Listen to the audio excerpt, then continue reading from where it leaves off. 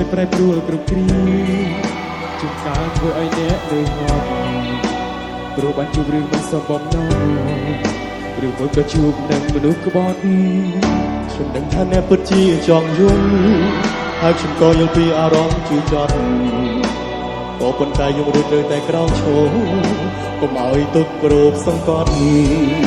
ជីវិតតែជួបបញ្ហាក៏ប៉ុន្តែមិនមែនការប្រាថ្នា